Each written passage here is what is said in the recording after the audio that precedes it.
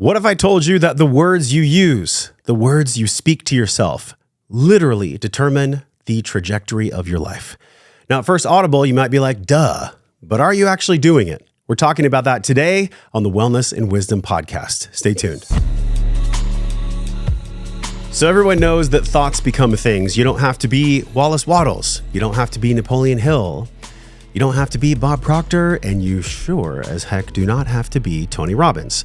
We all know that thoughts and words become things. When you speak to yourself or when you speak to others, literally and biologically, these thoughts, these words become who you actually are. Have you ever noticed that there's people in public and you might see them at the coffee shop every day, or you work with them or their family members even, and they tend to have the same stories on repeat, almost like a broken merry-go-round that just spouts out the same either victimhood story or just babble and bullshit. Today on this AMA, we are going to talk about the depths and the changes possible that you can make for the impact on your self-worth, your self-love through your self-narrative. Now, this is really big. I can share in my life before I started this podcast. I used to have a running narrative on repeat. Let me know if you can relate to this. I remember my very first public talk I ever did. It was like 2017 or 2016. And I went up there and I just said, I'm going to go for it. Look, you guys, the limiting beliefs, the narrative that I'm getting over came from childhood, as it always does. But this limiting belief was really, really blocking me from going to the next level in my business and going to the next level in the health I wanted, the relationship I wanted, the finance I wanted, all of it. I had three really big things that I used to say to myself all the time, and they hurt deeply. The first one was, who am I to do this? Who am I to do this? The second one was, money causes pain. Can you believe this? That was an old belief that I used to have. And the third one is, expect the worst to happen. Now, these three beliefs turned into words, turned into a self-narrative that was really deprecating. And it wasn't until I went through many different journeys, which essentially became the Wellness and Wisdom podcast in its current form today, that allowed me to get out of the mind trap that I put myself in by the very language that I was speaking. Look, the work is deep. You do not have to be a professional personal development enthusiast or speaker to know that going deep into your own psyche and figuring out the words that you speak to yourself can help or can harm. So let's talk about the ways in which we can identify the thoughts that become words we tell ourselves that literally shape and determine the trajectory of our life. Think about this. Jim Carrey, before he was a very famous actor, he used a positive side of LOA. He taught himself to speak to himself in a way that sounded just like this. He wrote himself a check for $10 million. And he talked about this in an interview with Oprah once. He said, "My surroundings did not predict that I would have the $10 million.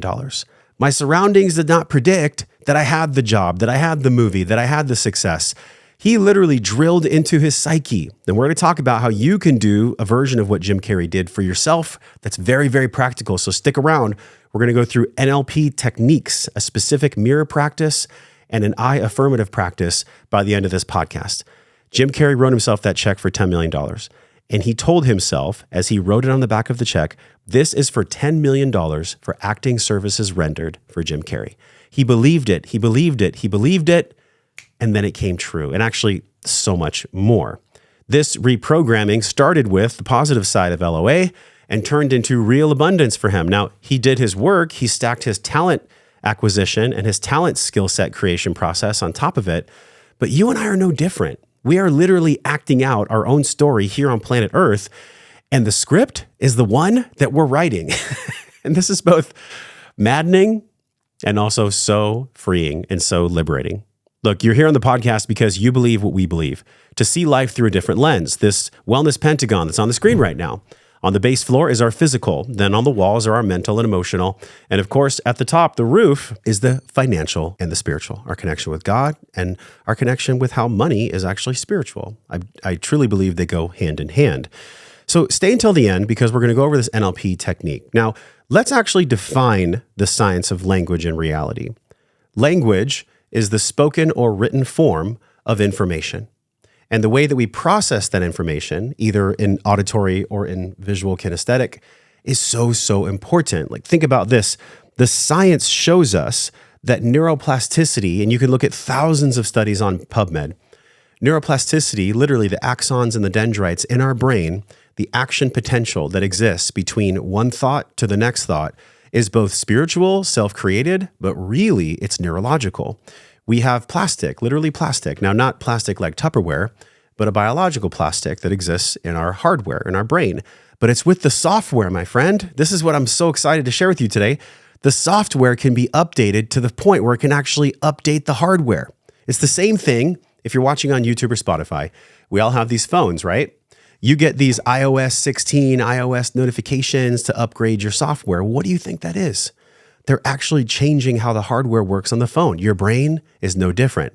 You just get a new code on how to speak to yourself. So think of this reframe the next time you have a negative self-talk. I already talked about my 3, but one could be, I'm anxious. This is a really big one. So let's dive in. Anxiety is not something that you are. Anxiety is something that you're experiencing. Full stop. Let's just make that a talking point for us today to go really deep into anxiety. Anxiety essentially is a focus on the future and a lack of trust that that future will be something that we can handle. That's all anxiety is. It's a focus on the future. Depression is a rumination on the past. So when you say, I'm anxious, all your unconscious mind hears is, I'm anxious. But here is a reframe. This is very, very powerful. The next time you are experiencing anxiety, say, you know what? I'm experiencing anxiety. It's not the totality of who I am. I'm just a human being with a soul in its body experiencing anxiety. I mean, just feel the shift on this. Like, it's so visceral. It's so incredible because your unconscious mind is always listening. One key fact to know about the science of neurolinguistic programming is it states, it's on the screen right now, we get 11 million bits of info per second, but only 40 to 50 bits reach our conscious mind. This is from Timothy Wilson, a doctor at the University of Virginia. What this means is we have so much coming at us that we actually don't consciously process. But I'll share with you, my friend, everything that comes at us gets stored somewhere. That's why my journey with pornography was so challenging to surmount, because I had to do a toxic clean out about all the scenes and all the stuff that I'd seen. That's why we get to do a clean out, starting with the reframe of language from relatives, from parents, from society, and from school, by taking things that have been given to us as gifts we never wanted. One of the things that I used to deal with was, I'm anxious. This powerful reframe that I'm sharing with you, I've actually done it ever since the podcast started. And I knew right then in 2017, when I was on that stage, trembling, speaking with fear, that I wasn't anxiety. It wasn't like a label on my forehead that people in the audience could tell, right? A lot of times we think that people can feel what we're feeling, but newsflash, y'all, they are feeling whatever they're feeling. They're too preoccupied with their own anxiety, depression, rumination, thoughts to really care about yours. So here's the key point. Give yourself permission to reframe anxiety instead of you being anxious, that you're just a soul with a body, that you're experiencing anxiety. That is a really powerful reframe. I want you to stop right now and just take a couple breaths and practice that right now, and then turn the video right back on. One more key point from neuroscience that's really powerful here is the Reticular Activating System. This is a infrastructure in your brain that actually seeks out whatever you focus on. This is why we hear the same things from different leaders in personal development, and they essentially all mean the same thing, and that is you get what you focus on. Energy flows where attention goes. These are really cool catchphrases, right? They're things that we can see on social media as a platitude, but the reality is they're so incredibly real that they can change the way your brain relates to your body. They can change the way that you speak to yourself. So if you focus on a red car, like right now, maybe you're driving, or maybe you're sitting at home and watching, pick something in the room and focus on it. So I'm looking at a light right here. I'm going to look for amber lights. Then no matter where I go, I'm focused on seeing amber lights. Well, what if you could actually use your brain's hardware to upgrade it via software by your conscious thought and your conscious language? When people come to you with complaints, when people come to you with their projections, when people come to you that you think makes you feel a certain way, you are right because you're focused on how it's making you feel. Now, just bear with me here. What you focus on grows. What you feed grows. I'm not saying that it's easy, but it is damn simple. If you practice this one thing, reframing the thoughts that turn into words, like I'm anxious, I'm depressed, to I'm experiencing anxiety, I'm experiencing depression, your life will radically shift. Let's move on to the next point. So there is scientific proof that in CBT, cognitive behavioral therapy, that positive self-talk, positive affirmations, and a really empowering self-narrative literally changes the hardware in the brain. You can look at the PubMed studies today at joshtrent.com/717. Now, why is this so important? Wounds from childhood, wounds from culture, wounds from the media, specifically for women, have been telling us that we're not enough, we're not worthy, and the only way we will be worthy is if we buy your stuff.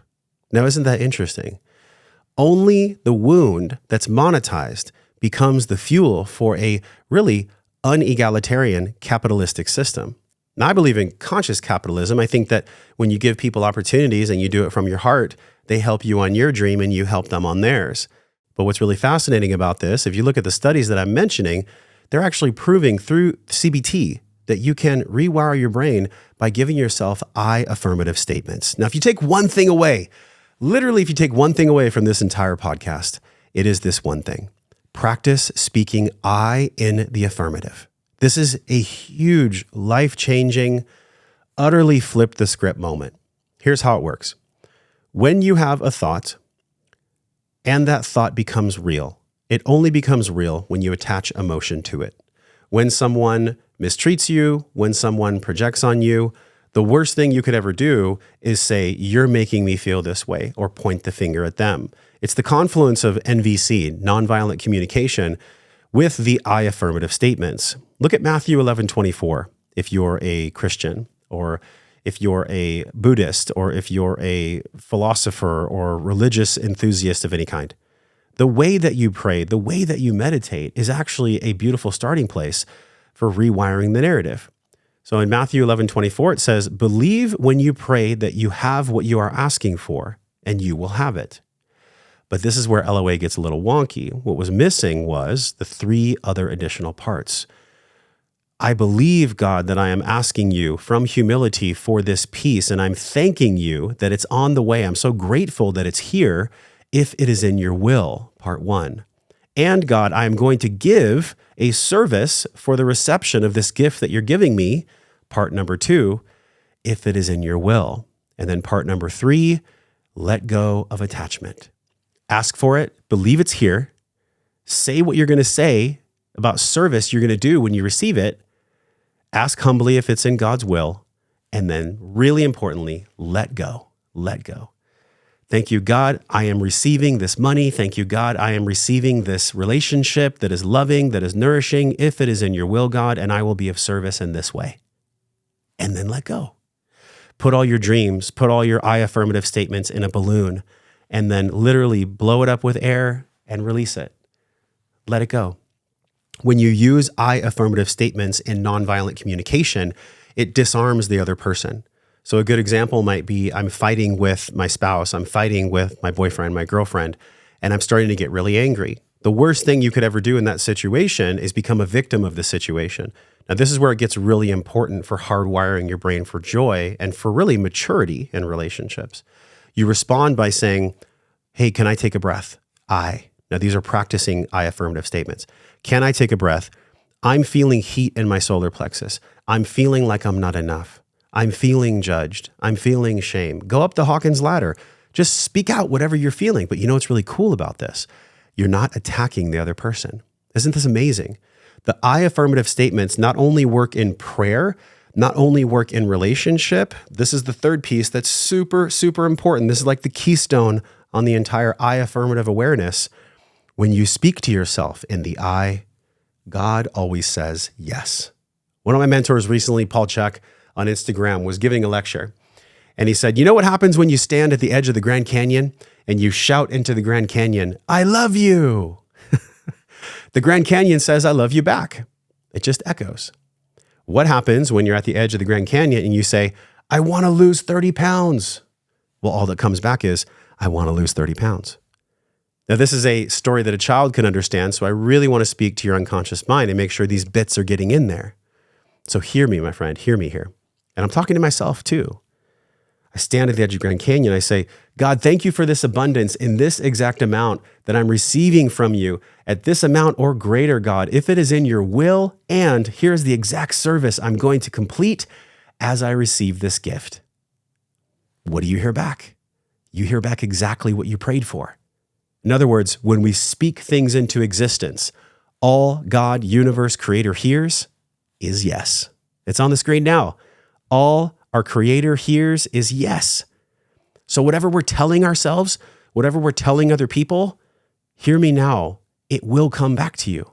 When you say, I am an asshole, I'm stupid, I'm fat, that is what's brought back to you until you have the courage to heal it. When you say, I'm excited that I'm healthy and I'm vital, and I'm excited to be exercising and working out and eating clean foods every day, that's what comes back to you. So you can see the self-narrative is not spiritual mumbo jumbo. It's visceral. It's real. It's something that can shift you right now. And I've been practicing this for 10 years. Am I perfect? No. Do I have a really strong hold of mastery on it? Yes, of course there's more to master. But this is the journey that we're on together. So let's go through a summary. Let's make this really practical for you right now. Here's what I want you to do. Stand in front of the mirror, completely naked. If that's too much for you, wear some underwear or wear a bra and underwear. And look right at yourself in the mirror and say, I love you. I love you. I love you. I love you. Say it 20 times. This, I can feel the hair on my arms is standing up. I can feel the power of this in my body as I'm speaking it to you. A really famous author, Kamal Ravikant, he wrote a book called Love Yourself Like Your Life Depends on It. This was his key practice, rewiring his neurology through NLP by just saying this simple phrase, I love you. I love you. I love you. In the mirror to himself. If that doesn't resonate, you can say, I am loved. I am whole. I am accepted. But don't say this phrase, I am enough. Because you're so much more than enough. Enough is like mediocre. And I don't know about y'all, I am not interested in a mediocre life. I am interested in a life where I use affirmative language to actually reprogram my mind, both practically, spiritually, and also biologically, neurologically. So maybe you got uncomfortable with that exercise. Maybe you get to have me playing in the background while you're doing it, just for support. Maybe you need more support, like we all do. And this is why I created the Liberated Life Tribe. You can head over to liberatedlife.com and join us. This is an exclusive, safe place where we go deep into these concepts to give you even more support on your journey. If you're somebody between 30 and 50 years old who's been struggling with being outwardly successful, but internally there's a war, this is a place where we can create real peace and power so you can live your authentic life, so you can just be you. Practice this for 7 days. Join us in the Liberated Life Tribe. And until I see you again on another AMA, I'm wishing you love, wellness, but most importantly, peace and power. Make sure you drop a comment below and let me know. What is one thing that you're reprogramming? What is a thought that became a thing that came out as a narrative, either outward or inward? And how have you reframed that? How have you shifted that in your life? Share this podcast with somebody who's struggling. Listen to this. Comment on this. These are the conversations that are worth sharing because they have the power to shape your reality. We'll talk with you soon.